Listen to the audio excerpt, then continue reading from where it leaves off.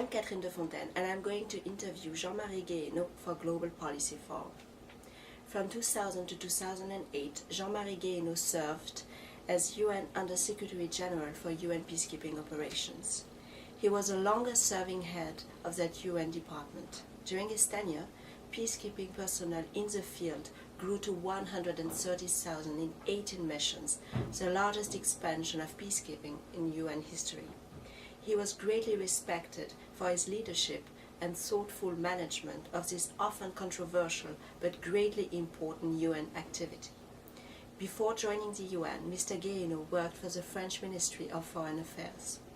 He is currently Associate Director of the Arnold Salzman Institute for War and Peace Studies at Columbia School of International and Public Affairs. Mr. Guéhenno is the author of several articles and books, among them The End of the Nation State, published in 1993. I'm speaking with Jean-Marie Guéhenno. Mr. Guéhenno, thank you so much for taking the time to speak with us on the issue of UN peacekeeping operations. So let's start with an introduction to UN peacekeeping operations. Since the end of the Cold War, there has been an extension of peacekeeping operations around the world. These operations have become more robust and more intrusive, from peacekeeping to peacebuilding, and the mandates are also more ambitious. So could you reflect on the evolution of peacekeeping operations since the end of the Cold War, but also especially under your term as Under-Secretary General for UN peacekeeping operations? Yes, since the end of the Cold War, there's been an extraordinary expansion of the activities of the Security Council. I think that the number of resolutions, which is the way it's a barometer of the activity of the Security Council, it's not all about peacekeeping, but the number of resolutions in the 20 years following the end of the Cold War was, as much as everything before the Cold War. So it gives you a sense of the enormous expansion of activities. The change happened because during the Cold War, the Council was essentially paralyzed by the division between the Soviet Union and the Western powers. And so peacekeeping could only deal with conflicts in the sense that it could help prevent them from escalating, so to speak, to the central level. But with the end of the Cold War, in the early 90s, there's a wave of optimism. There is a sense that now the world is coming together. So you have, in the early 90s, many operations that are launched, and many that are forgotten because they were successful. When you think of Namibia, of Salvador, of Mozambique, of Cambodia, and they had been very difficult situations, tragedies in some cases, and these missions successfully brought civil war to an end and brought peace. That success of the immediate aftermath of the Cold War had its risk, because then peacekeeping became the instrument that could deal with everything. And what we really remember of the decade of the 90s, it's the Yugoslavia wars, it's Somalia, it's Rwanda. And so by the middle of the 90s, after those three immense tragedies, in the sense that the UN hadn't done what it was supposed to do, and that's a long story, we would have to go in the deep divisions of the international community at the time on the specifics of the issue. There was no more the division of the Cold War, but there were new divisions appearing, including between the Europeans and the Americans, for instance, on Yugoslavia. So come the middle of the 90s, after those three tragedies, those three disasters, there's a sense that peacekeeping, UN peacekeeping, is essentially finished. That from now on, only regional organizations will do peacekeeping. But, and it comes as a surprise, in 1999, for a variety of reasons, there's a number of new peacekeeping operations that are launched.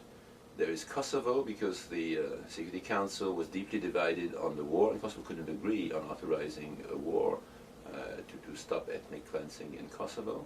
But the Security Council reconciled, so to speak, on the post-war with a resolution giving the UN a responsibility that was broader than anything the UN had ever done, to really run a territory. That was a very ambitious mandate.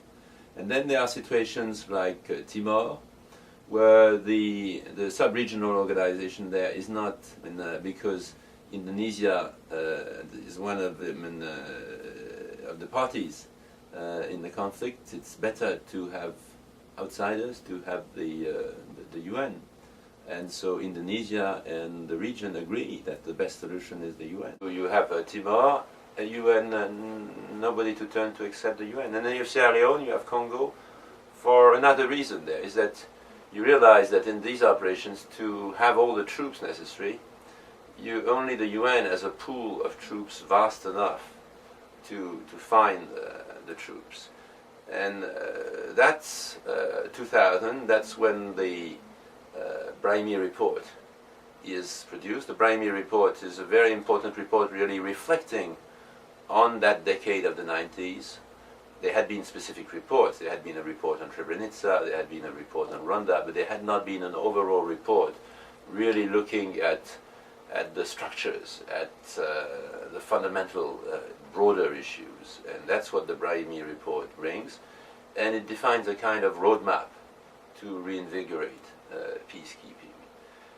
And the decade of the first decade of the 21st century is that decade where peacekeeping, after having been at a low of 25,000 troops, goes up and up and up to reach a plateau, I would say, a year ago, more or so, but a very high plateau of more than 100,000 troops, tens of thousands of policemen, some 130,000 people, I think, deployed in the field, a huge number. The biggest number, if you exclude of troops deployed abroad, if you exclude the Afghan NATO operation. That, for someone in 1995, would have been completely unthinkable. And there are currently 16 UN peacekeeping operations on 4 continents involving more than 100,000 staff. Has the scope of these missions not become too broad, and is there a risk that UN peacekeeping operations are becoming overstretched? Yes, with the end of the Cold War, there's also a change in the nature of conflicts, and a change, therefore, in the nature of operations. More and more you have intrastate conflicts, you have civil wars, and so it's no more about monitoring a ceasefire between two countries. More often than not, it's about really it's peacemaking, peacekeeping, peace building become intertwined. It's about helping the country come together.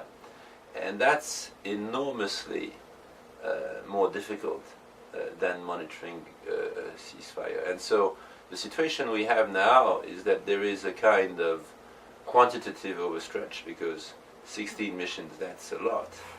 And there may be a qualitative, if I may say, overstretch, because what is being expected of the UN is infinitely more ambitious than what was expected in traditional peacekeeping.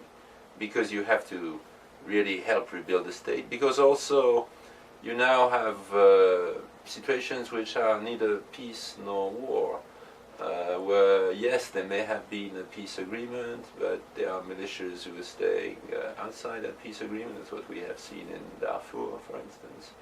There are parties who are not convinced that it's a good idea to have the UN, so that the troops are continuously challenged, and the notion that they are just a symbolic military presence that will reinforce the commitment of the parties to peace, that assumption is less and less true.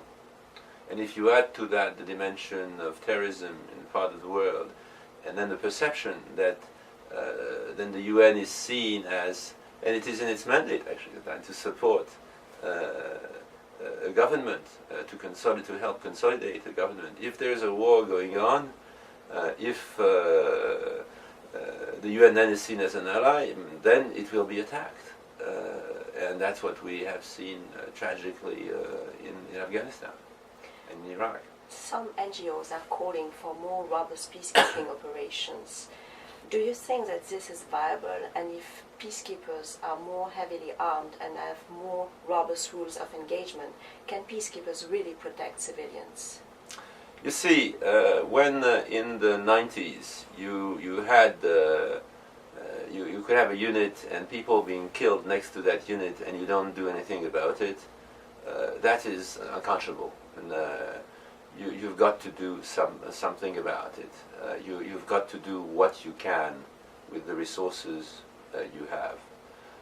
So having rules, I mean, being hampered by rules of engagement in a situation like that, I think would be deeply wrong. And I think that's why there is now this formula in many resolutions of the Security Council that peacekeepers are authorized to use all necessary means to protect civilians in imminent danger in the areas where they are and if they have the capacity. I think that's it's not a legal obligation, it should be a moral obligation.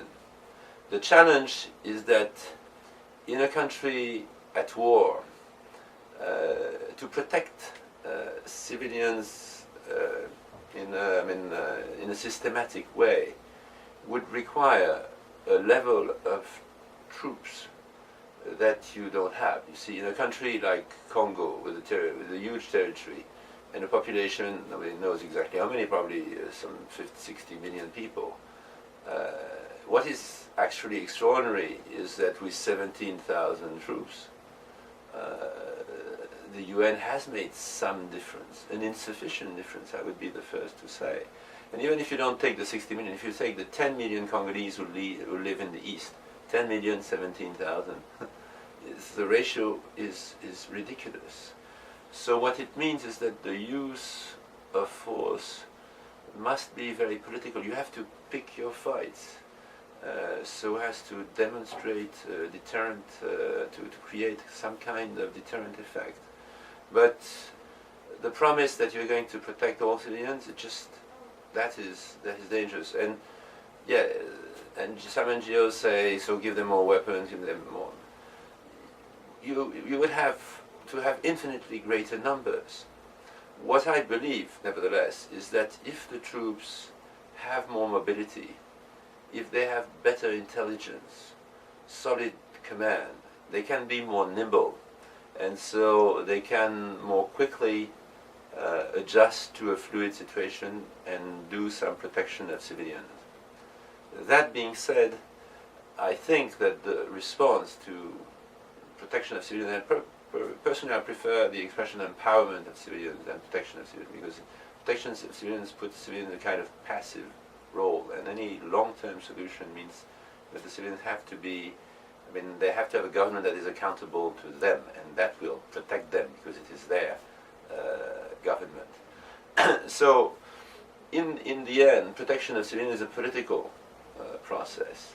You can be robust with a marginal militia, as was done in Ituri, for instance, in the northeastern corner of the Democratic Republic of the Congo. If you have one of the key players in a conflict situation that is challenging you, being robust, challenging him would mean going to war with him, and most of the time the UN does not have that capacity. So I think sometimes this insistence on the use of force to bring security to civilians is overdone. It ignores the political dimension. And I would be the last to say, don't be robust, but be aware of the limitations of robustness. Thank you.